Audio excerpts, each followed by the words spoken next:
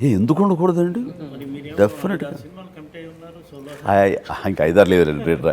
రేపు సమ్మర్ సినిమాతో వరకు ఇప్పుడు ష్యూర్. ఆ తర్వాత ఈ డిసెంబర్ వాటిలో ఇంకో 2-3 కథలు వింటున్నాను. ఇప్పుడు ఏదైనా ఓకే అయితే కనుక తర్వాత మళ్ళీ కంటిన్యూస్గాను మార్చి నుంచి కొత్త సినిమా స్టార్ట్ అవ్వచ్చా?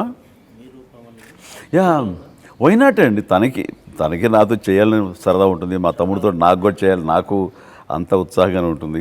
బట్ ఇద్దరిని భరించే కెపాసిటీస్ ఇప్పుడు తెలుగు ఇండస్ట్రీకి వచ్చింది.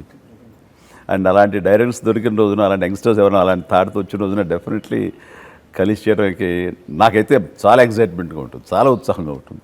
ఇప్పుడు సల్మాన్ గారు గాడ్ ఫాదర్లో స్పెషల్ రోల్ చేసినట్టు మీకు కూడా మంచి క్యారెక్టర్ వస్తే వేరే ఇండస్ట్రీస్లో రోల్ చేయడానికి ఓపెన్ 100% చేస్తాను.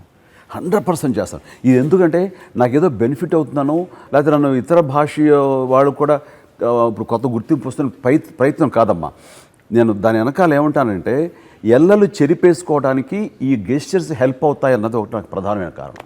నేను చేస్తాను. అలాగే అందరు కూడా చెయ్యాలంటాను నేను.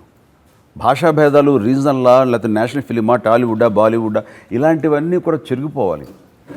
ఇండియన్ సినిమా అంటే ఏ సినిమా అయినా సరే, ఏ రీజన్లో అది తయారు కాబడ్డా సరే, అది ఇండియన్ సినిమా అని పేరు రావాలి.